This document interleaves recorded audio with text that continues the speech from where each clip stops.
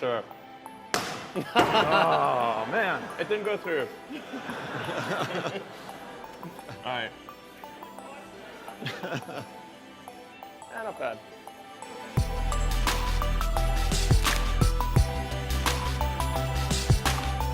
So Elon Musk, there's a lot to unpack there, but I want to start by sort of level setting.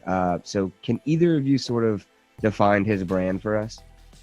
Yeah, I think he's pretty undefinable, but definitely that's part of his brand. I think, having read a number of books on Musk and a number of other leaders like him, his family upbringing had a huge impact on, his, kind of no boundaries kind of approach to things. So you kind of think of the no boundaries, the ability to think beyond what like normal, like I can go beyond, or we can take something beyond what normal convention is, so unconventional. I think there's a very detailed part of him, which comes across in a different way. But like, a focus on technology and technical skill and capability. And again, if you read anything about him, there is a technical component to him that is pretty deep. And then, just basically relentless, or, kind of put this boundless thing with this relentless piece. There's nothing we can't achieve if we don't put our minds and hearts to it. And then I think grit, when you add it to that, I'm keeping these more positive. There are probably negative outcomes to some of the positive traits. But if you kind of look at his brand, that's kind of what it takes to put a rocket ship into space that you've never done it before.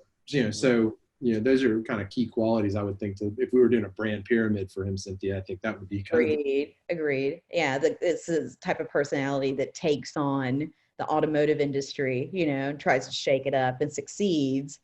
That attitude has some interesting consequences as well. Yeah, well, right. I think part of it is there's a little bit of a rebellious nature to him, and you can look Absolutely. at rebellious as like a bad or a good thing, right? I'm rebelling against, as Bo, you put, convention and conventional wisdom and, what's possible and what's not. I'm going to rebel against that. But sometimes, as we'll talk a little bit about here, that rebellious nature kind of, rears its head in other areas that may negatively impact the brand. Right. Yeah. So let's talk a little bit about that. So does his personal brand, does Elon's personal brand overshadow Tesla and SpaceX? And if so, if we think it does in some instances, is that a good or a bad thing? I would say that, kind of going back to what we just said earlier, if it wasn't for his kind of attitude and everything else, the spirit of Elon Musk, it's like, you wouldn't have those types of companies. So, but could it negatively affect it? Absolutely. Though, thinking of that, I think it's a little bit of a distinction between can Elon Musk damage his brand versus can he hurt the business? And is the brand dependent on having a leader who has this kind of anything goes, or we're going to break the rules and we're pushing limits? You need that for the types of businesses that he's going into that either historically had been like the electric car, or to take on something as massive as like going to Mars.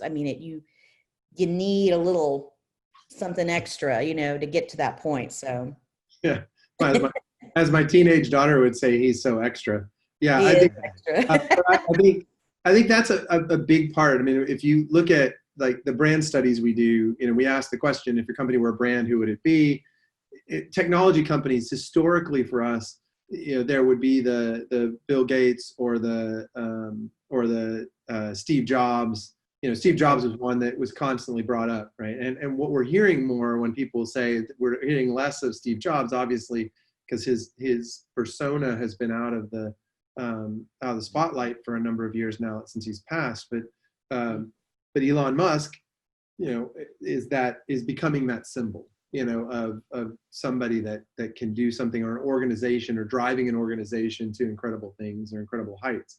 There is a point, Cynthia's point, there are two challenges with that. You know, one, when you build a brand around iconic figures or an iconic brand, a personal brand, you know, Nike's built their whole business that way. There's a challenge with that, right? Nike built it with people that they could, you know, interchange, right? Accenture did it with Tiger Woods, and we saw what that happened to Tiger Woods, and what happened to the Accenture branding when that happened. But it wasn't the founder of the company. And so when you take that kind of personality and you have this kind of interwoven brand with person, I think to his point, this company couldn't achieve what it's achieving without him. But if you watch as Tesla becomes more operations focused and having to deal with SEC scrutiny and kind of operate, you know, the company, much like Jobs, he may need to pull himself out. And personalities like that have a hard time doing that. And so that's a big challenge. Until they get to Mars, he's fine as, you know, king of SpaceX. But as Tesla starts creating, you know, and becoming more of a commodity, as that product becomes something that's more operational, like a Tim Cook has now operationalized Apple, you know, being able to make that transition for an ego that big, it's sometimes hard. I see Steve Jobs, you know, I mean, I think they're, and we could name 500 other leaders like those in different industries and different types of companies. Right. Yeah. Would you say that either of his companies or both were kind of like built or even founded or whatever? Like, did they take on his personality or take on some of his image? Absolutely. You know, it's like, so let's think about this, like just kind of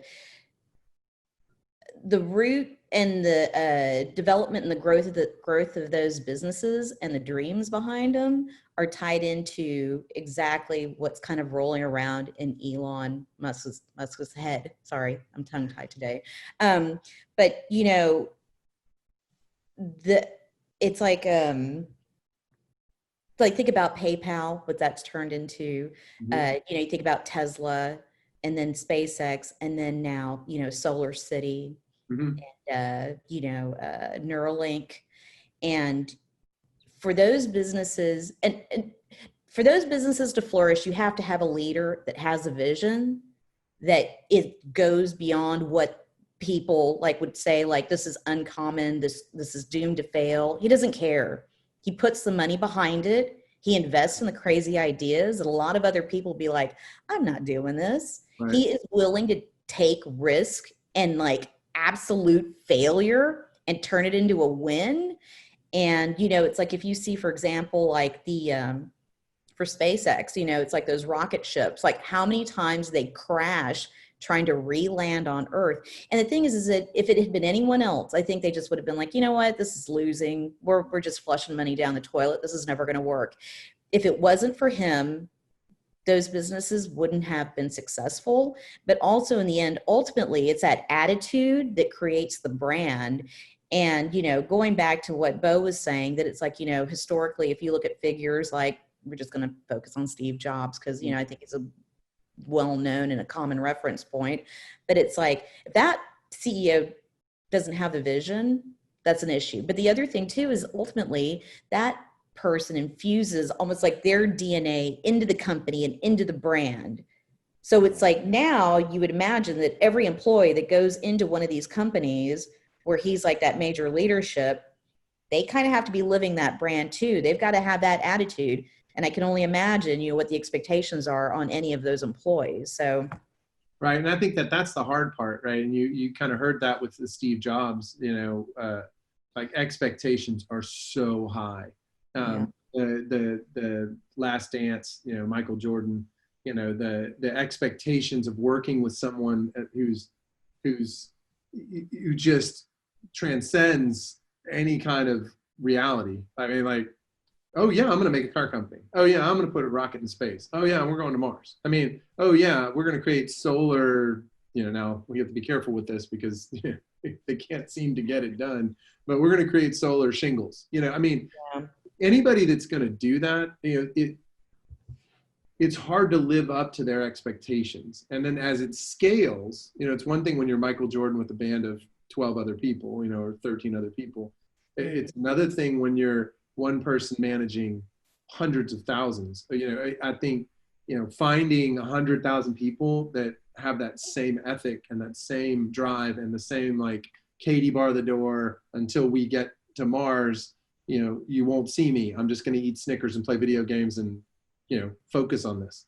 I think that's a challenge, but again, when you kind of put it back to mission, if the mission statement for Tesla is to accelerate the world's transition to sustainable energy, I would want to get up in the morning and go to work for that. Mhm. Right.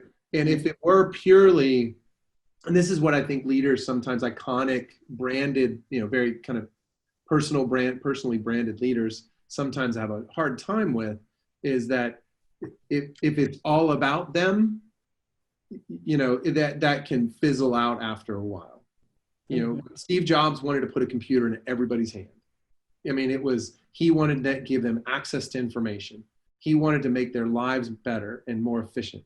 And while you would deal with the idiosyncrasies, and the cult of personality, you adjusted to that, right? You, like, if I worked for Steve Jobs or if I worked for Elon Musk, I'd be like, we're doing something bigger. But sometimes Michael Jordan, I want you all to win a championship. It wasn't just about him winning championships. And if it had been, he wouldn't have won that many championships. There's a point. This ship doesn't go to Mars if it's all about Elon Musk. And so being able to walk that fine line of, hey, follow me, I'm crazy. And hey, follow me, it's all about me. You've got to be careful with that, because he's leading a company. It's not just his personal ascent to Kilimanjaro. He's Right. He's leading the expedition. Yeah, and we've seen that attitude kind of come back and bite the company with, like, crazy statements on social media, incidents on, I think there was like a podcast or a webcast with Joe Rogan or something, Yeah. And he'll do things and it's like stock price will drop. I mean, it's kind of, the brilliant craziness, like, The is mad scientist. the mad, there's benefits to it, and then there's a lot of negative stuff, but ultimately in the end it's like, well, what's and it's about. true to, we talked about this yesterday in preparation for the episode, is it's true to his brand. Even the kind of chaos, right, is kind of true to his brand. He's not going to bite his tongue. He's going to tell you what he thinks. And it seems, I mean, I shared a story yesterday with you guys, despite the pandemic, Tesla turned a profit, which was unexpected, right? But so whether we can wrap our heads or minds around it or not, or why that actually happens and works, aside, the results kind of speak for themselves. But I think, Cynthia, you mentioned it earlier, and this is a really good distinction that I want to draw. Mentioned that the brand itself, that is his brand, and it can kind of stay intact and be somewhat insulated. The brand itself will stay intact with maybe some, let's call it, erratic behavior, but that doesn't mean the business itself is insulated from the consequences in some cases, right? Right. Yeah, absolutely. So, I think that's going back to the whole, what we're talking about today. It's like, and also analyzing, it's like how he affects the brand. Is he part of the brand? Is he technically the brand?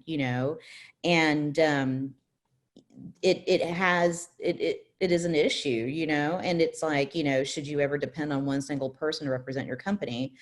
He has the benefit of being a major stakeholder or the guy at each of these companies. For now, he can call the shots. It'll be interesting to see, like, how these companies transition and change going into the future. Well, look at, I mean, in that, like, thinking of the risk of having one person, let's call it visionary out front, and being kind of the focal point of the brand. Like, look at Theranos and Elizabeth Holmes and that whole situation. That is when, that is a case study in how things can go horribly wrong. Yeah, and I think it was a little bit of the Elon is same. that way. Yeah, it's a little bit of the same thing. It's like, we're not following the rules. We're convention. We're done with it. We're just going to kind of roll by this new thing. But, you know, I will say that in that case, it was really foggy and, you know, unproven type stuff. He's the opposite, because it's like he is willing to admit when they failed. So there's a little bit about that with him too, that he is a little erratic and out there, you know, but he is, I don't think he candy coats stuff, you know, and the failures have been very public. You know? Yeah, when the glass breaks on the door, you know, I mean, that he owns Yeah. stuff. I mean, I think that that's something that's, again, you can't mix bravado. You can't just assume that bravado and no boundaries is completely reckless and amoral. You know, I mean, you can't. You have to be careful, right? I mean, I think you can stereotype this, but in reality, you know, he really. I wouldn't, reading about him, looking at him, kind of thinking about it, you know, like Steve Jobs, and there's something in him that I would think pulls him back from the point that Theranos and, you know, Iran and others, like, hey, look, I'm going to say a couple things. I'm going to drop a couple bombs. I'm going to, you know, drop a couple hints that I shouldn't drop. But some of that showmanship, you know, and I think sometimes that can get mixed up with being unethical. And when you're looking at brand stakeholders, the challenge is when you have shareholders, you know, you have to adhere to a certain level of scrutiny. And some people are good at that, and some people are bad at that. Yeah. And when it's all you know, I think that causes an issue. I mean, you should listen to his shareholder calls. I mean, they are almost comical. I mean, it's like, you know, his guys will go in, they'll start like in a normal, and the CFO's talking, and then all of a sudden a question will be asked, and he just runs over the whole thing. That said, he's got a vision for how it wants to be, and no matter how much they practice, they can't articulate that vision the same way he can in his head. I think the other side of it is the danger you talked about, Chris, you know, is that, you know, when you are public, you know, there are certain things you got to follow. And if you're a rule breaker, man, that can cause some issues, you know, and then the board issues, putting things. Steve Jobs always had a board that was stacked to his vision, you know, and that was always an issue. You know, if they had activist shareholders would come up, and you know, they could never penetrate the Steve Jobs wall, you know, but there were a number of those times where he'd have to acquiesce and put somebody on the board that he didn't want. But he could win them over too. That was the other side of it. So, I mean, I think a lot about Landry's, you know, I think a lot about these kind of CEOs that are, you know, you look at Tillman Fertitta, you know, he's got his faces on billboards. He's got his own show on MSNBC, you know, blah, blah, blah. But, you know, he was like, forget it. I'm buying this sucker back.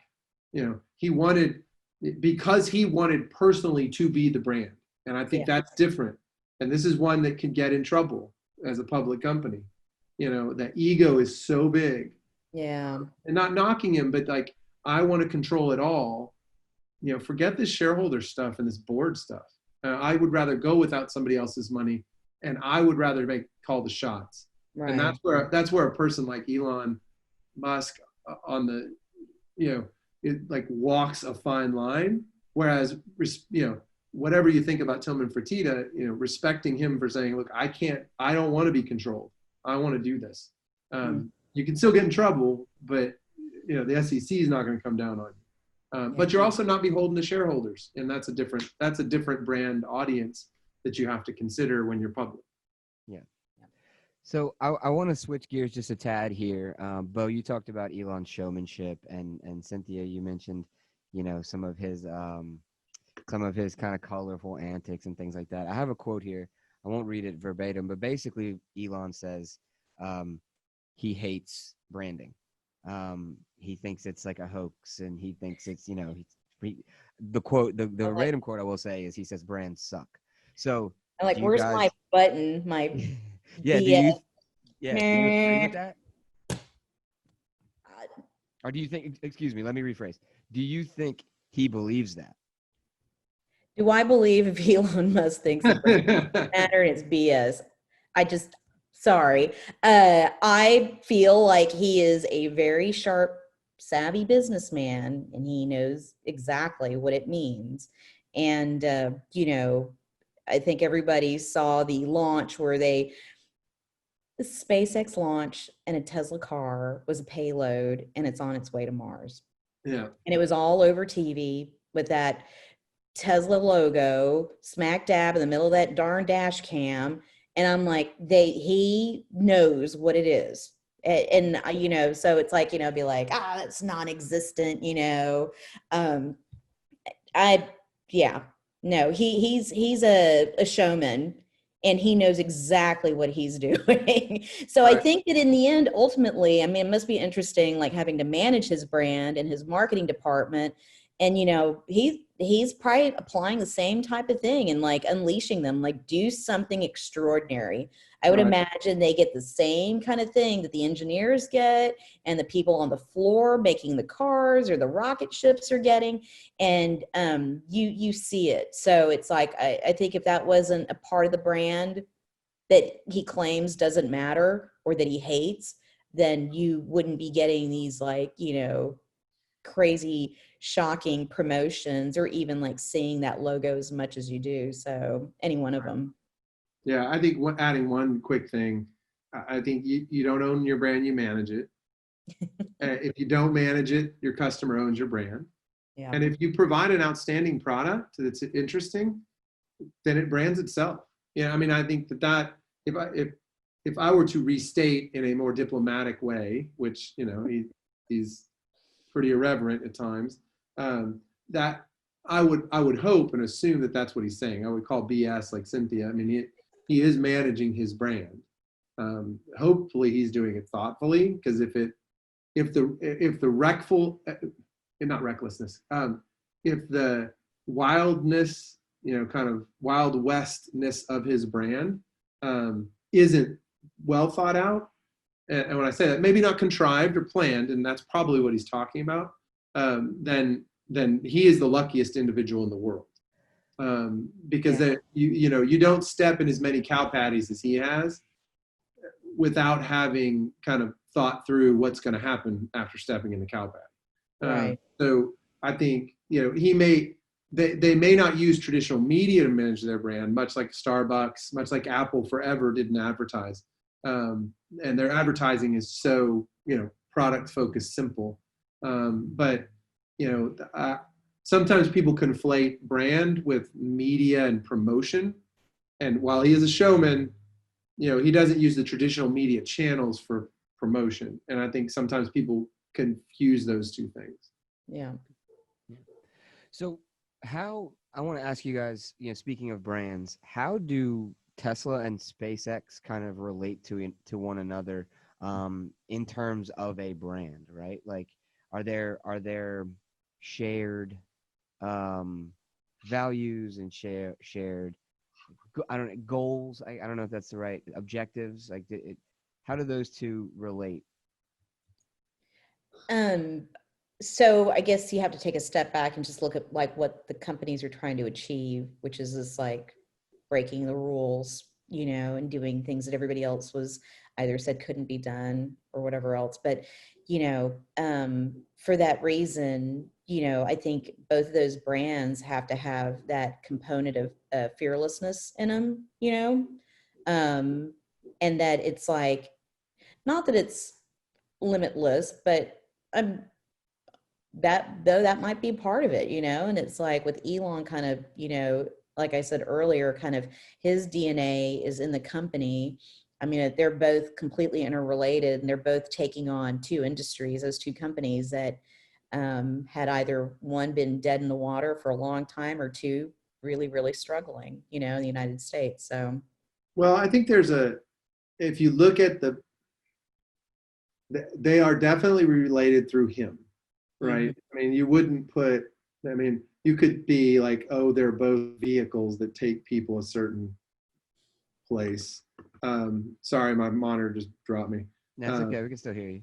But I think the main thing there is, if you read the mission statement for Tesla, accelerate the world's transition to sustainable energy. And then you read what they state the mission is on SpaceX. I want to wake up in the morning and think the future is going to be great. And that's what being a spacefaring civilization all is about. It's about believing the future and thinking the future will be better than the past. And so there, in both brands, there is an ethos of making society better, building society for the future, having a vision of something different or a better way to do things. And so I think there's a common bond between them, but there are different companies and brands. The common bond is really his vision. I mean, that's not what Boeing, McDonnell, Doug, whoever else is building spaceships probably isn't saying, I want to make humanity better every day. They're probably saying, we build great spaceships that take you to the moon.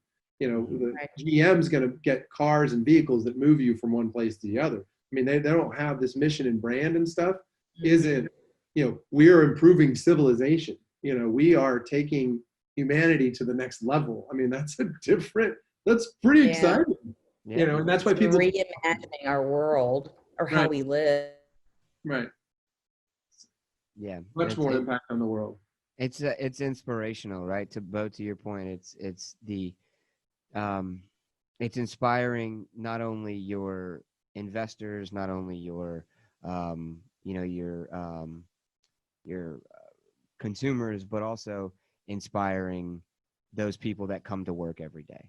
So I want to move because we're talking a lot about Elon, and we talked, drawing the comparison to Steve Jobs. One of the things you guys know, I'm a Disney geek.